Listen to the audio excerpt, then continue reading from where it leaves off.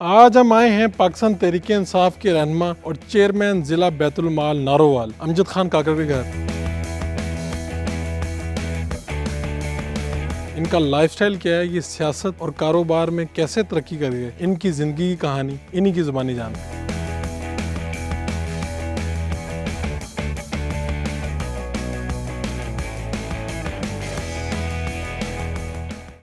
Urdu point की videos देखने के लिए हमारा चैनल सब्सक्राइब कीजिए और बेल के आइकन पर क्लिक कीजिए ताकि आप हमारी तमाम आने वाली वीडियोस से बाखबर रह सकें। आज हम आए हैं पाकिस्तान तहरीक इंसाफ के रहनुमा और चेयरमैन ज़िला बैतुल माल नारोवाल अमजद खान काकड़ के घर। इनका लाइफस्टाइल क्या है, ये सियासत और कारोबार में कैसे तरक्की कर गए, इनकी ज़िंदगी की कहानी इन्हीं की ज़ुबानी जानते हैं।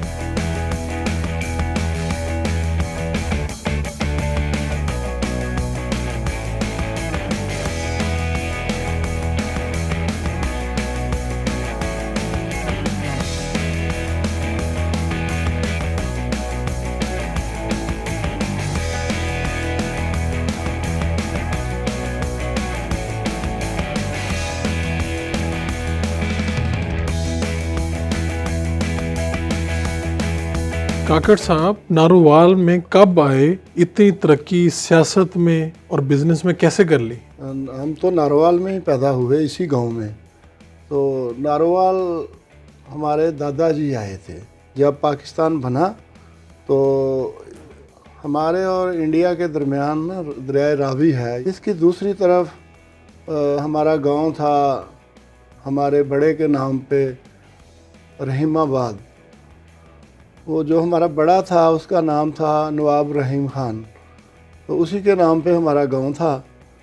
तो डिस्ट्रिक्ट हमारा उधर इंडिया में गुरदासपुर था, तहसील बटाला, और थाना हमारा डेरा बाबा नानक था, जो मेरे वालिद साहब बताते हैं। जब पाकिस्तान बना तो दरिया रावी के दोनों तरफ पठान कबीले आबाद थे, दरिया के उस तरफ भी और इस तरफ भी। तो इन्होंने फिर पहले, ये वालिद साहब बताते हैं कि पहले ये बात सामने आई कि गुरदासपुर डिस्ट्रिक्ट पाकिस्तान में है, तो हम रिलैक्स थे। फिर एकदम जो ऐलान हुआ तो फिर गुरदासपुर डिस्ट्रिक्ट जो है वो इंडिया में चला गया। तो फिर हमने सब कुछ उधर छोड़ा। उधर बड़े घर थे, बड़ी ज़मीनें थीं। मेरे वालिद साहब की उम्र 13 साल सी उदों ਜਦੋਂ ਉਹਨਾਂ ਨੇ ਹਿਜਰਤ ਕੀਤੀ, ਪਾਕਿਸਤਾਨ ਆਏ। ਉਸ ਤੋਂ ਬਾਅਦ ਮੇਰੇ ਵਾਲਿਦ ਸਾਹਿਬ ਦੇ ਹਿੱਸੇ ਜ਼ਮੀਨ ਆ ਗਈ। ਅਸੀਂ ਇੱਥੇ ਹੀ ਪੈਦਾ ਹੋਏ, ਇੱਥੇ ਹੀ ਕੰਮ ਕੀਤਾ, ਮਿਹਨਤ ਕੀਤੀ। ਜ਼ਿਮੀਂਦਾਰ ਬੇਸਿਕਲੀ ਤੇ ਅਸੀਂ ਜ਼ਿਮੀਂਦਾਰ ਹਾਂ। ਉਸ ਤੋਂ ਬਾਅਦ ਫਿਰ ਜ਼ਮੀਨਾਂ ਮਹਿੰਗੀਆਂ ਹੋ ਗਈਆਂ। ਹਾਂਜੀ, ਇੱਥੋਂ 1 ਏਕੜ ਵੇਚਣੇ ਸਾਂ, ਬਾਹਰੋਂ 10-20 ਏਕੜ ਖਰੀਦ ਲੈਣੇ ਸਾਂ। ਇਸ ਤਰ੍ਹਾਂ ਅੱਲਾ ਨੇ ਬਰਕਤਾਂ ਪਾਤੀਆਂ। लोग तो अमीर होते हैं तो सबसे पहले अपने देहात को छोड़ते हैं और शहर में बड़ा घर लेके आबाद हो जाते हैं। आपने क्यों ना ये किया? हमारे घर तो शहर में भी हैं, लेकिन हम रहते नहीं हैं उधर। नारोवाल शहर में हमारे घर हैं, डेरा है, सारा दिन हमारा शहर में ही गुजरता है। लेकिन जो सुकून हमें यहाँ मिलता है वो हमें शहर में नहीं मिलता। हमें अच्छी से अच्छी जगह पे भी हम चले जाएं, इस्लामाबाद, लाहौर, कराची, हमें वो सुकून नहीं मिलता।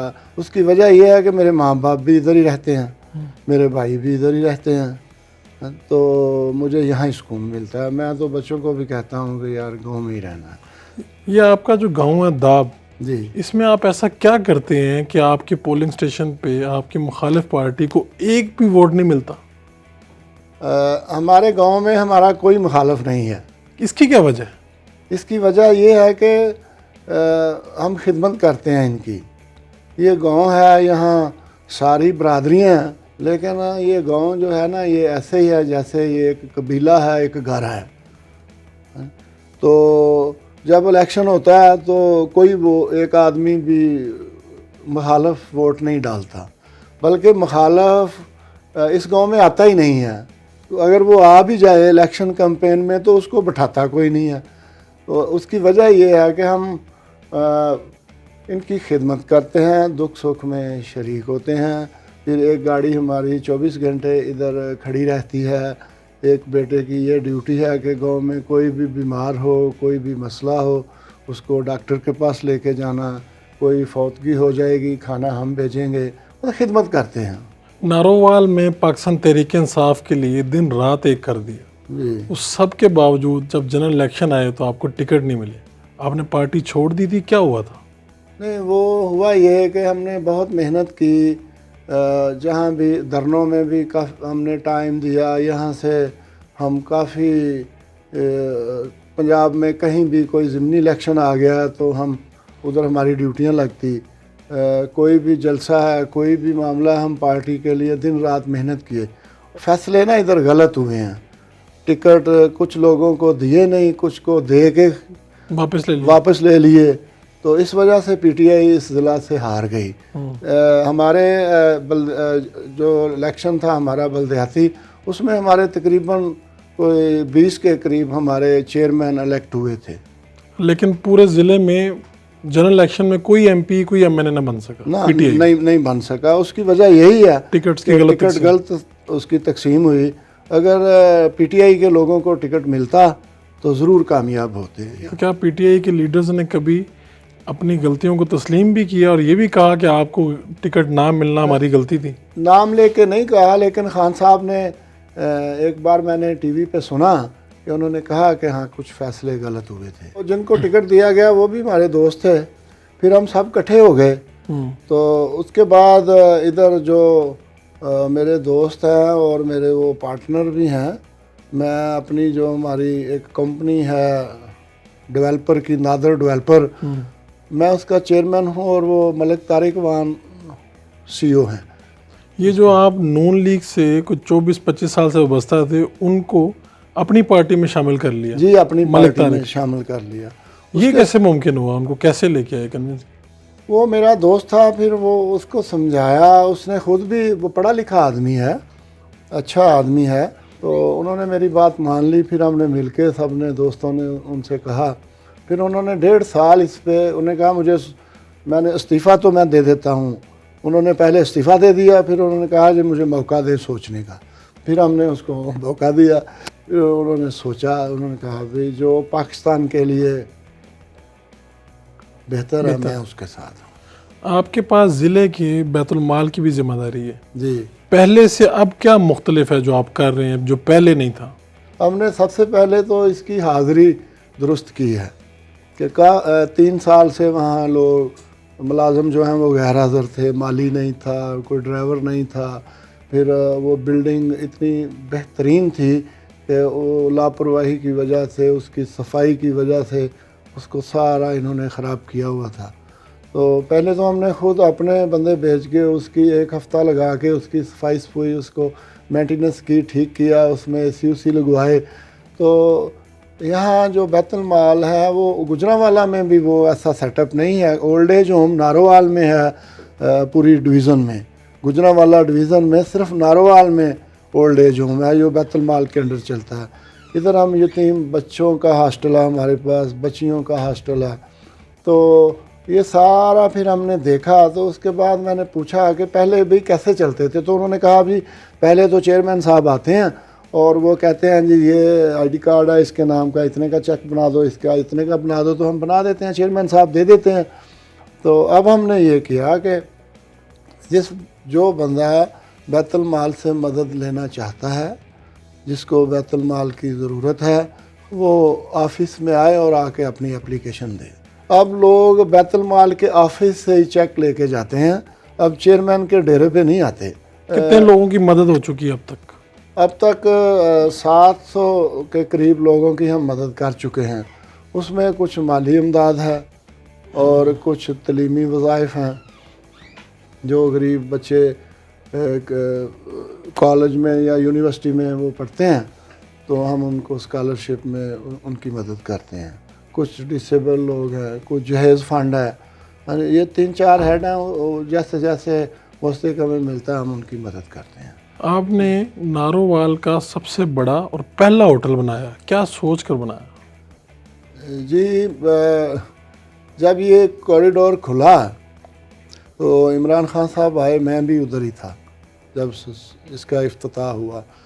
تو پھر ہم نے دیکھا کہ ہمارے دوست ہیں ادھر، سکھ بھی ہیں اور کچھ لوگ टूरिज़म से वाबस्ता हैं, उन्होंने कहा यार ये डिस्ट्रिक्ट भी बन गया है, तो कॉरिडोर खुल गया, इतना बड़ा मतलब आपके शहर को, आपके इलाके को ये मिला है ये कॉरिडोर के हवाले से, तो कोई मेहमान आ जाए तो यहाँ ठहरने के लिए जगह ही नहीं है। तो फिर वो छोटा सा ना होटल कॉरिडोर के हवाले से हमने इधर बनाया, इसका नाम भी कॉरिडोर होटल रखा। कॉरिडोर होटल रखा है कि अगर कोई विज़िटर इधर रुकना चाहे तो उसको यहाँ ये सहूलत मैसर हो। आपने सियासत भी की और बिजनेस में भी खूब तरक्की की, आपकी तरक्की का राज क्या है? ईमानदारी। हमारी तरक्की का राज यही है कि मैंने इस शहर में भी काफ़ी काम किया, कोई कमर्शियल, कोई रेजिडेंशियल, ये वो, लेकिन अल्हम्दुलिल्लाह कोई एक बंदा भी नारोवाल डिस्ट्रिक्ट में ये नहीं कह सकता कि अमजद ख़ान ने मेरे से गलत बयानी की है या मुझे कोई ये चीज़ दिखाई है और दी है। ईमानदारी की वजह से ये सारा कुछ है। आपकी पहचान आप अपनी क्या समझते हैं कि मेरी ये शनाख्त रहे तो मुझे अच्छा लगेगा ज़्यादा, बिजनेसमैन के तौर पे, सियासतदान के तौर पे?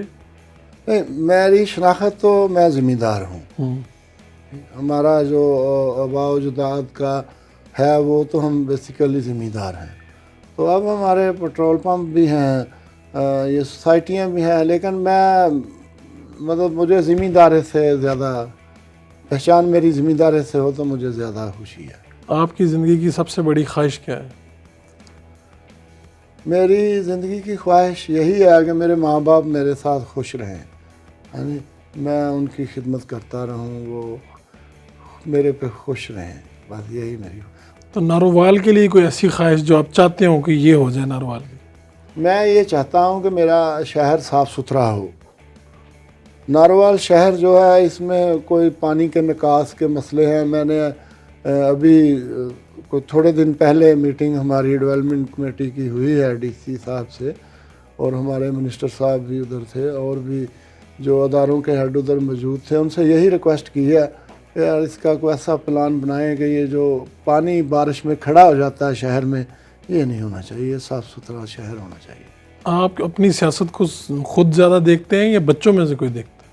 नहीं, मैं खुद भी देखता हूँ, और लेकिन सियासत में ज़्यादा नादर ख़ान जो है वो एक्टिव है, तो वो मुझसे मशवरे में रहता है, मैं उसको गाइड करता हूँ।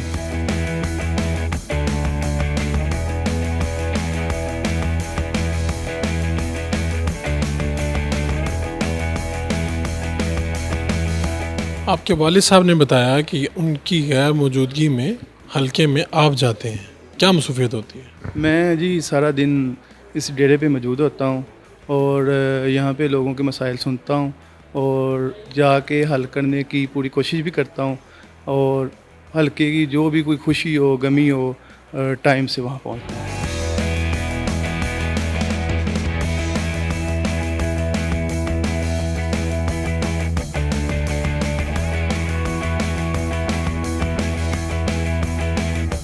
दूसरा हमारा एक ग्रुप है दोस्तों का, पीटीआई के प्लेटफार्म पे हम सारे इकट्ठे हैं, और जब हम मिल के को मशावरत कर लेते हैं तो विनर अल्हम्दुलिल्लाह वही होता है जिधर हमारी टीम होती है। आपके अंदर तो पाकिस्तान तहरीक इंसाफ से इतनी मोहब्बत है कि आपने अपने डेरे को पार्टी के परचम में ही रंग दिया। ये अल्हम्दुलिल्लाह मोहब्बत तो है।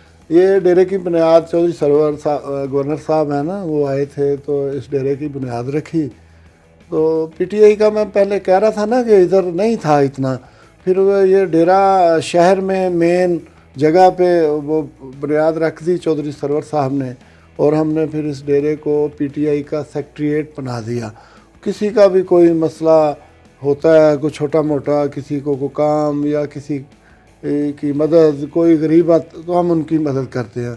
दूसरा फिर हम इधर एक हमारा दस्तरखान भी चलता है, वो कोरोना की वजह से, कोविड की वजह से वो बंद कर दिया, तो उधर फिर अफ्तारी जो है ना, आम अफ्तारी का भी हम अरेंज करते हैं।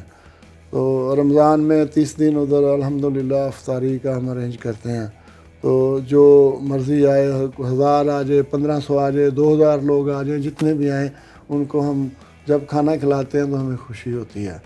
तो ये जो डेरा है ये पीटीआई का ही है और पीटीआई का ही रहेगा।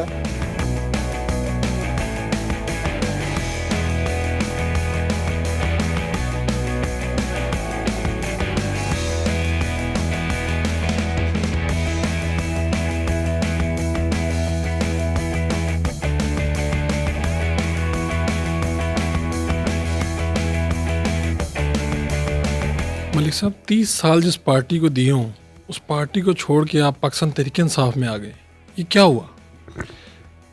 जी बहुत शुक्रिया। देखें, बात यह है कि हर इंसान जब कोई काम कर रहा होता है तो वो, मैं एक मिसाल दिया करता हूँ, तो वो जब भी किसी के इश्क में मुब्तला होता है तो उसको फिर कुछ नज़र नहीं आ रहा होता है, उसकी आंखों पे पर्दा पड़ा हुआ होता है। तो जाहिर है मैंने 30 साल एक पार्टी के साथ गुजारे, काम करता रहा, मगन रहा, मगर मैंने पिछले तकरीबन 3 साल से मैं ज़रा लाताल्लुक़ हो गया कुछ वजूहात की बिना पर।